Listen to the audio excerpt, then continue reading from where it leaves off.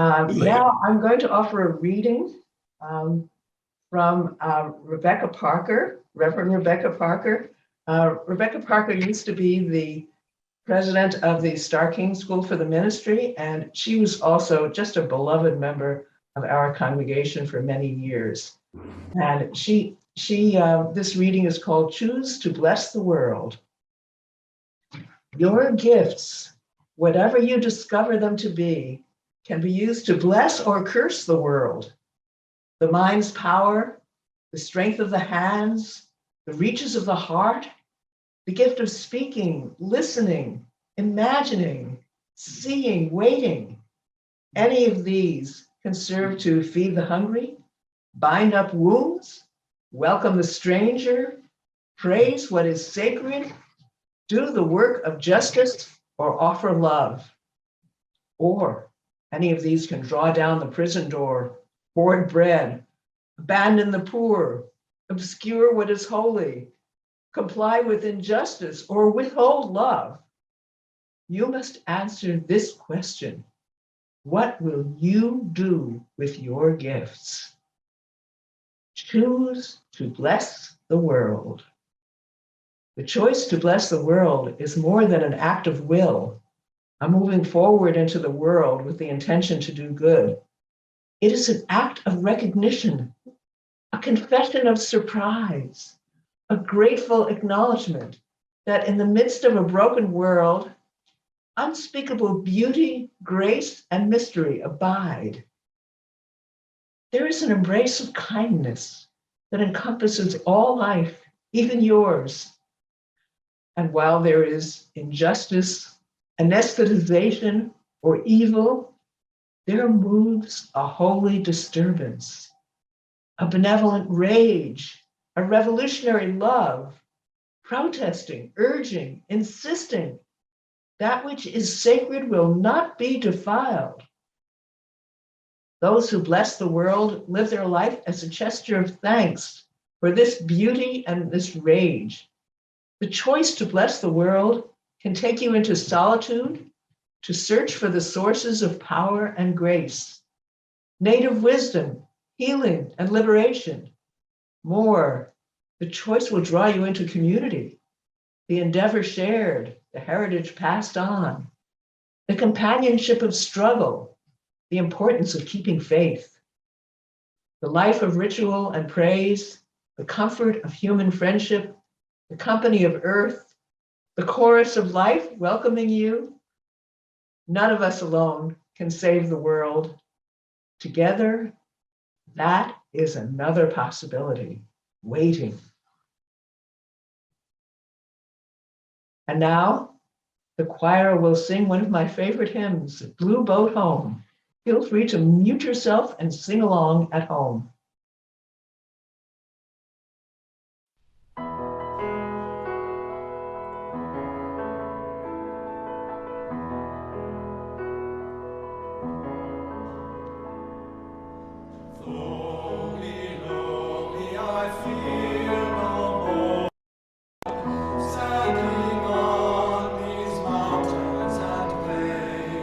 Far away from the rolling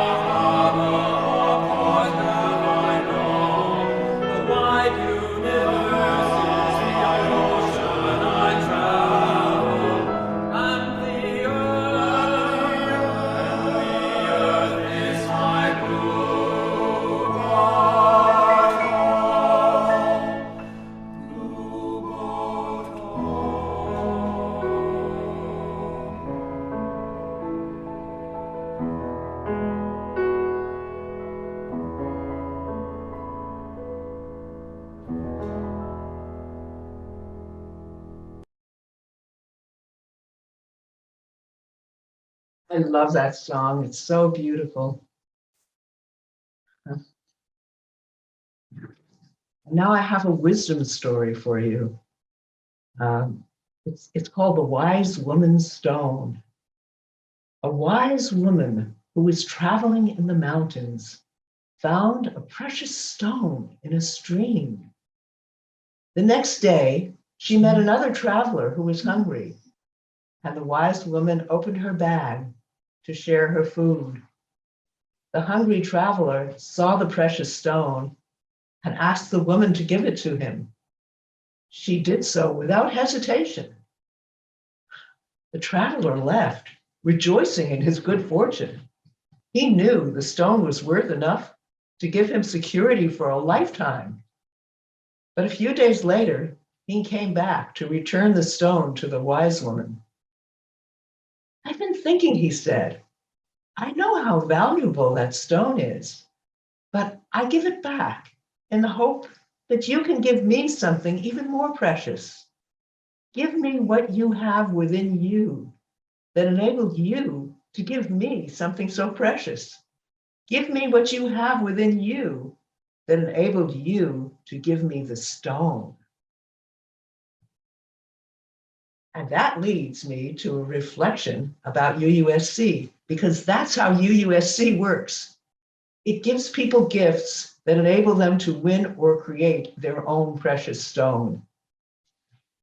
If you got lucky enough to be born into a wealthy democratic country, and you're in no danger of being imprisoned by a dictator, or having your baby die of starvation, or having your house be destroyed by sea level rise, if all those things are true for you, then you have something precious to offer. Now, you could just give money. I actually know of a charity that just hands out cash to very poor people in very poor countries. And it's true that an amount of money that wouldn't mean much to you or to that charity could mean the difference between starvation and a healthy diet to someone very poor, at least for a while.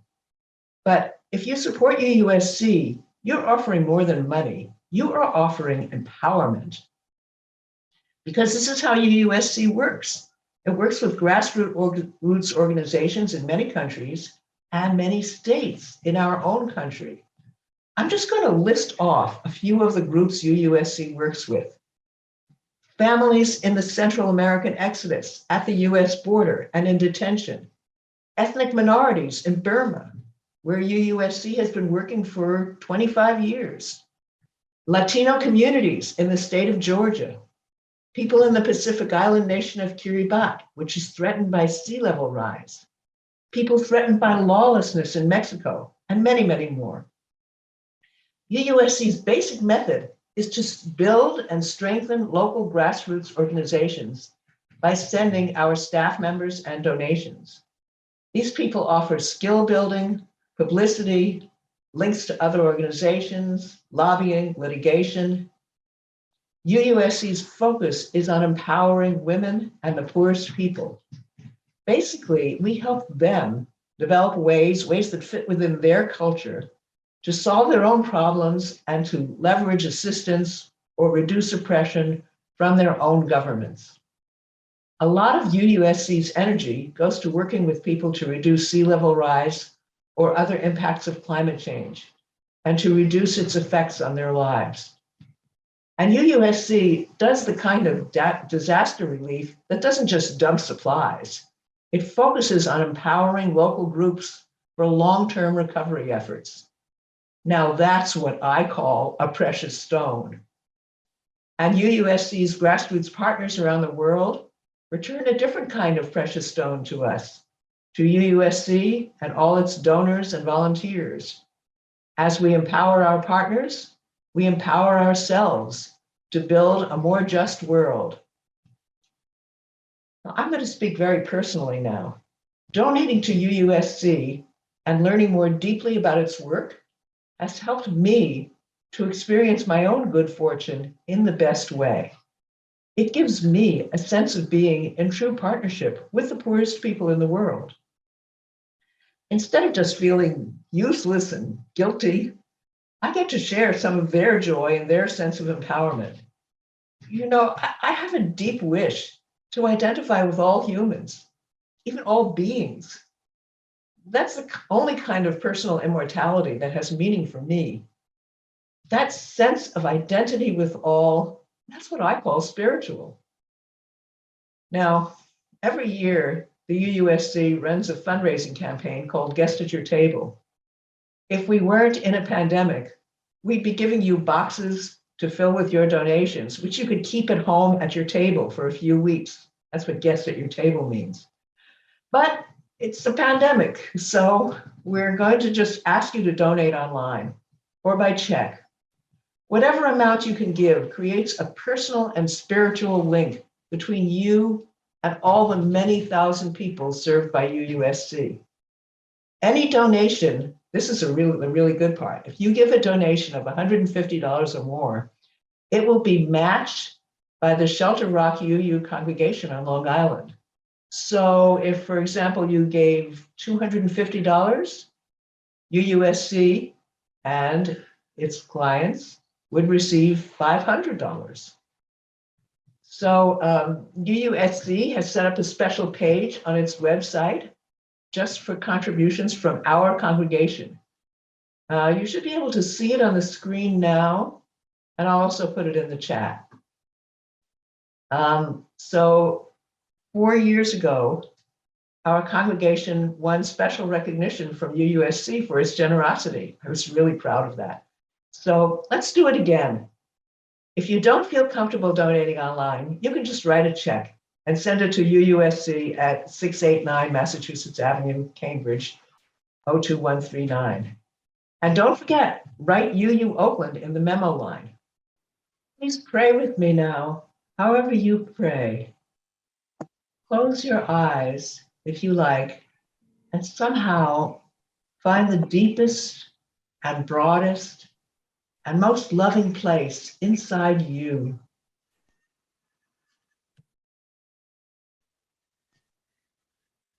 Then take a few deep breaths. Be still for a moment and send your love and your compassion to all the suffering beings in your world. First, the ones you know, and then the ones who are far away.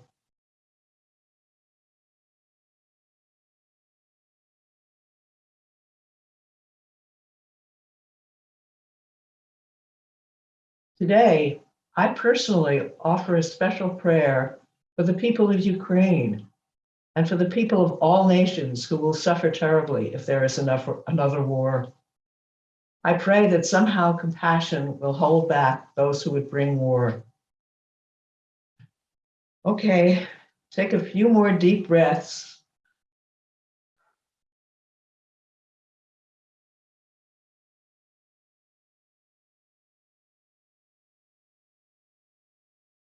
And then come back to listen to our chancel choir singing "Our World is One World."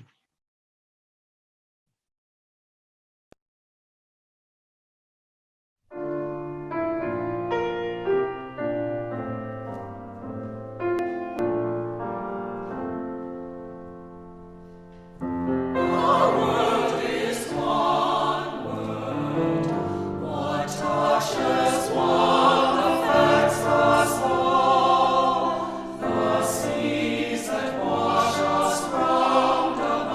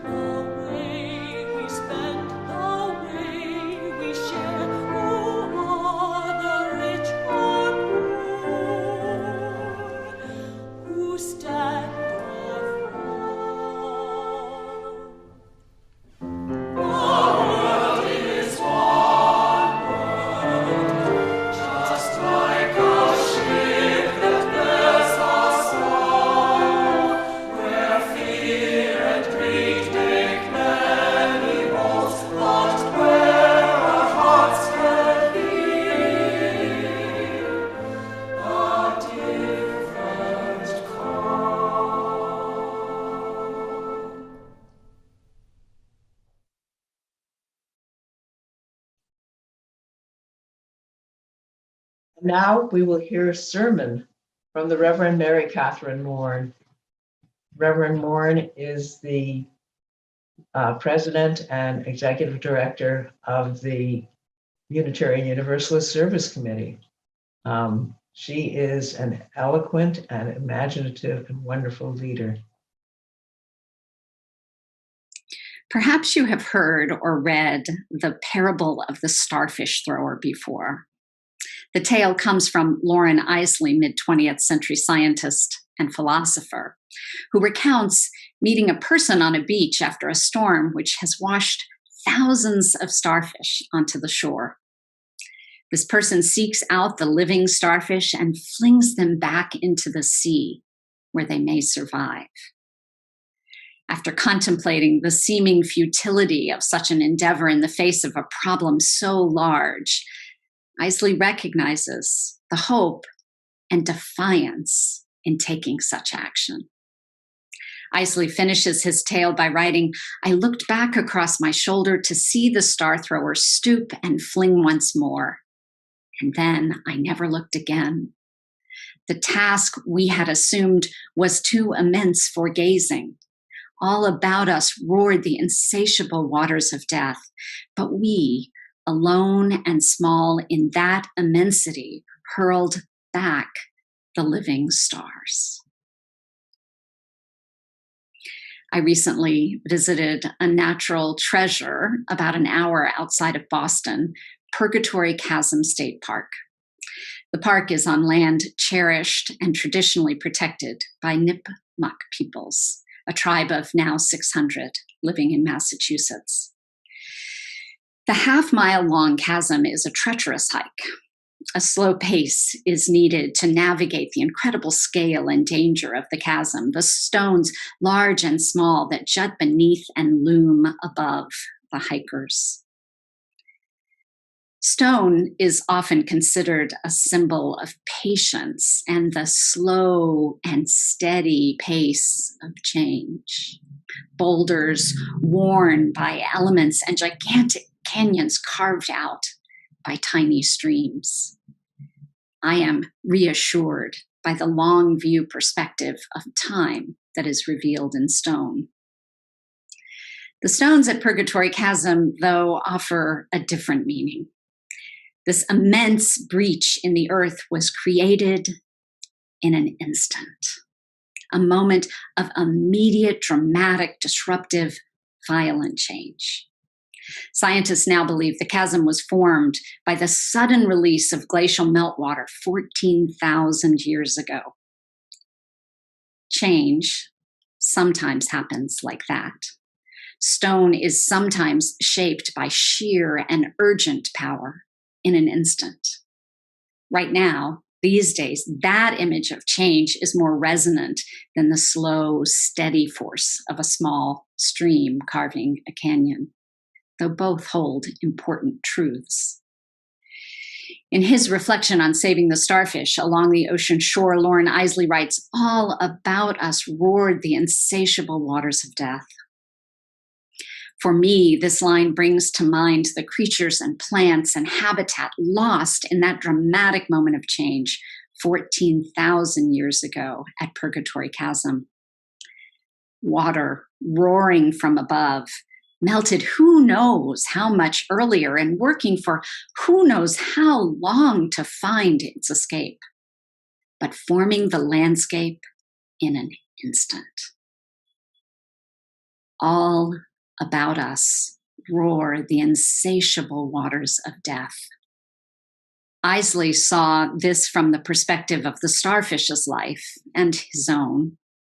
We can see it in the indifference of a virus and the intimate violence of racism. We're at a rare time in history when so much is revealed by the rapid change and disruption of this moment.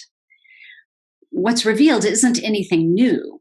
What's revealed is what too many of us manage not to see. Even as we've understood, as Dr. King reminded us, that what affects one affects all, many of us turn away. I believe not always because we don't care, but largely because we underestimate our power. And then often, those of us with various forms of privilege, we get comfortable, and our gaze remains fixed on those truths that soothe us. The shaking of so many foundations around us has forced us to see so vividly much more than many ordinarily see. Horrific inequity, systems designed precisely to maintain the castes among us, the complicity of silence, and the seductive comfort of our perceived powerlessness. The seductive comfort of our perceived powerlessness.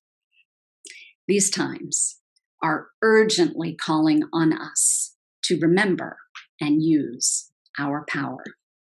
That's right, power. Did you know UUSC's mission includes an affirmation of the inherent power and dignity of all people? For Unitarian Universalists, so accustomed to repeating the beautiful words of our first principles, it's easy to read right over that small but significant difference. It's not denying inherent worth, that's implied, but the addition of power is significant. At UUSC, we affirm the inherent dignity and power of all people. The power of compassion that demands our hands and minds and hearts be engaged in fulfilling the promise of human dignity and worth. The power of faithful imagination, the refusal to give in to the cynicism and powerlessness that tyrants and empires depend upon to thrive. These times are urgently calling on us to remember and use our power. Can you see it? Your power, can you feel it? Sit up a little straighter, take a breath. Can you feel your power? Not always, right? I know that's true for me, especially these days. These days, I'm feeling pretty small, less able than ever to accomplish anything. The roar gets inside me and I feel alone. I feel so much fear and grief and powerlessness. Okay, shake that off. I'm not going to ask you to deny those feelings, but I really hope we can all come to see something more. We've come here today because we know that religious community will hold us when we feel small and alone. Community will call us back to the power that we each carry, that we recognize in each other, that is called out from us in community. We show up, we are here together today because we believe that ministry, our shared ministry, will comfort us and confront us, will call us to our power. I invite you to call the name of someone who has reminded you of your dignity, your worth, and your power. And now call to mind memories of the power that has arisen from communities you are a part of, from this congregation. Prophetic witness in the larger community, calls for justice and healing, actions that were part of movements that brought about actual change. Friends, you have what you need to create a better world. We have what we need to enact courageous change. I'm inspired when I see this in communities and congregations. I am also deeply inspired every day by the fierce power of the grassroots partners who are the heart of UUSC's mission. We believe and know from experience that partnering with communities most deeply impacted by injustice is the most faithful and the most effective way to contribute to a better world. This is what UUSC's Guest at Your Table program has been highlighting for decades, offering us the chance to learn more deeply the stories of 4 of our grassroots partners. These guests invite us each year into more profound solidarity with them and the communities they serve. Our partner, Axel Fuentes from the Rural Community Workers Alliance, or RCWA, is organizing food processing factory workers in the Midwestern United States, building coalitions through organizers that speak the language and know the culture of the workers they collaborate with. Together, they are tapping into their power to demand safer working conditions that honor everyone's dignity. Axel says, UUSC's support has been one of the most important pieces for RWCA to be able to survive and make progress as a grassroots organization in the fight for the rights of all people. Myra Doggipaw is a member of the Karen ethnic minority and director of the U.S. campaign for Burma. She's drawing on her experience as someone targeted by the Burmese military junta as a child to bring attention to the crisis happening in Burma today. She advocates for Burmese ethnic minorities and pro-democracy demonstrators with a vision for a peaceful country that has achieved a true democratic state where the power lies with the people, not with the military, and a country that finally realizes that inclusivity makes us stronger. Our partner, Maina Talia, from Kio Island Community Organization in the South Pacific, is working to make the communities of Kio Island resilient to the forces of climate change for the sake of future generations, and to serve as a refuge for those living on neighboring islands with even lower elevations. The island must provide agricultural support, moral support, and have climate-proof structures to ensure the continuity of our people, Maina says. Our vision is to build community resilience. UUSC is especially honored to be working with the Kio Community Organization as their first funder. Our last guest this year, Christian Guzman Merlot, is the co-director of UUSC partner Fundación Entre Mujeres, or FEM, organized by and for rural peasant women in Nicaragua. FEM is both a feminist farming collective and an advocacy network, linking 21 communities to bolster the economic, political, and social empowerment of women. The intersectional approach of FEM, seeing the connections between healing the land and healing the wounds of violence against women, offers a profound and necessary model of justice for the world. Christian shares that what FEM wants is a collective transformation in the communities of this country and all over the world. I am so grateful for what I learn every day about fierce power from UUSC's grassroots partners, such as Axel, Myra, Maina, and Christian. People who experience the intimate violence of oppression every day and still know their dignity and power. People who lead the way in enacting courageous change. These times are urgently calling us to remember and use our power. Friends, we have what we need to contribute to creating a better world. I want to thank those of you who are connected with the Unitarian Universalist Service Committee through our shared work for justice and with your financial support. UUSC is a member-supported organization that receives no funding from the UUA. We cannot do this work without you. I hope that today's service inspires every one of you to become part of UUSC's justice-loving, justice-seeking community. In closing, I'd like to invite the voices of some of my UUSC colleagues to share a little more about the work we are doing in collaboration with you, our UUSC supporters, and our grassroots partners around the world. Thank you for inviting a guest to your table and supporting this important work. UUSC is an international human rights organization. We're grounded in the principles of Unitarian Universalism and the Universal Declaration of Human Rights. At UUSC, we seek to advance human rights, dismantle systems of oppression, and uphold the inherent dignity and worth of every human being. Founded in 1940, UUSC addresses the needs of people who've been ignored or overlooked, working in places where the larger aid agencies often do not.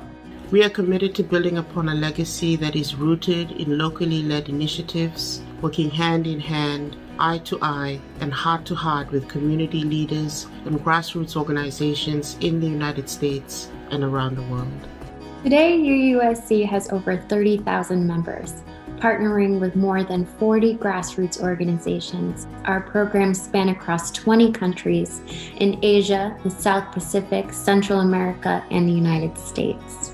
We do our work in 3 ways: through advocacy and action with UU congregations, UUSC members, and our incredible volunteers; through education and experiences with the UU College of Social Justice; and through grant-making, convenings, and collaborative research. With our partners, we address human rights issues including disaster justice, emergency relief in the face of natural or human-made crises, climate action, working with communities who are losing their homes due to climate change, and criminalization, partnering with communities who are targeted simply for their activism or being who they are: immigrants, LGBTQ people, and ethnic and religious minorities. And this past year, we have been working with our grassroots partners to meet the unique human rights challenges presented by the COVID-19 crisis. We know that UUSC members expect us to always be learning and be bold in our programming and our commitment to human rights. We want you to have confidence in our work. UUSC is a terrific investment for your philanthropic support. Our budget goes far to accomplish so much for human rights in the US and around the world. And for 10 years running, UUSC has earned 4 stars, the highest possible rating from Charity Navigator, because of our effectiveness and fiscal transparency. It is an exciting time at UUSC. We are grateful to you and to all of our members for your partnership and for putting your faith in us. You make our work possible. Thank you. Thank you, UUSC supporters. Thank you for everything you do. Thank you so much for your support. And thank you for putting your faith in us. For all that you do to advance human rights. We really appreciate it. We couldn't do the work we do around the world without you. Thank you so much for your support. Thank you. Thank you. Thank you. Thank you. Thank you.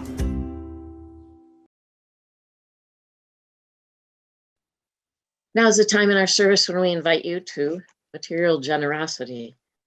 The other day I heard the phrase, "We belong to each other," and it hit me powerfully. Love and gratitude welled up in me for this community. The phrase captured what this church means to me. I feel here a strong sense that we belong to each other because we decide to, because we give each other hope, strength, food for thought, solace, because we lift each other up, whether back to our feet or up to higher ground, because we challenge each other to grow and deepen, because we let each other see our struggles, our questions, our rejoicing, and our pain. We belong by giving of ourselves to this congregation in all kinds of ways. Now is the time to give materially, for we need money to maintain our building, our staff, and the material needs of our work and our joy sharing together. In donating to the church, I affirm my love and gratitude for you all, for the us we have created. Please give generously as your circumstances allow to affirm and celebrate this church. Now let us say together the words of congressional commitment. To the work of the church, which is weaving a tapestry of love we call community, we dedicate ourselves, and these are offerings.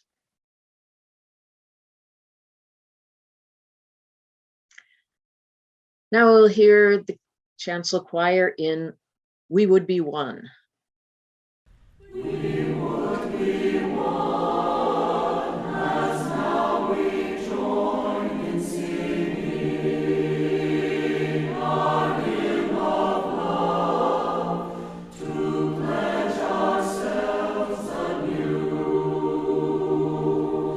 To that high cause of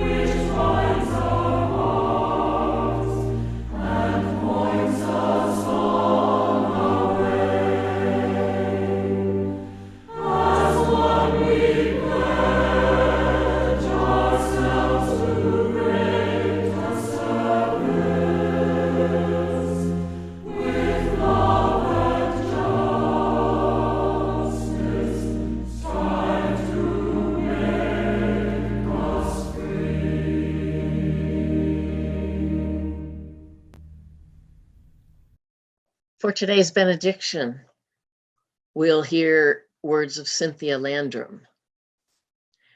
We leave this gathered community, but we don't leave our connection, our concerns, our care for each other. Our service to each other, to the world, and to our faith continues until we are together again, friends. Be strong, be well, be true, be loving. Now let me get to the reminders we didn't have earlier. First is about Bay Area Transit Equity Day. There will be a call-in action on Friday, February 4th, which is Rosa Parks' birthday, from noon to 1:15 p.m. For information on the goals of the action, how to participate, and resources for preparation, please check this week's Chalice Chatter. Second, the Children and Family Ministries check-in. Join an information session about program building and future moves, as well as opportunities to share in the ministry, indicate interest, or ask questions at cfmconnect@uuoakland.org. That's cfmconnection@uuoakland.org, and I will put it in the chat. And finally, the book group meeting comes up on Thursday, February 24th, from 6:30 to 8:30 p.m. on Zoom. February's read is called Tangled Up in Blue, Policing the American City by Rosa Brooks. The full invitation and book information can be found in the Chalice Chatter.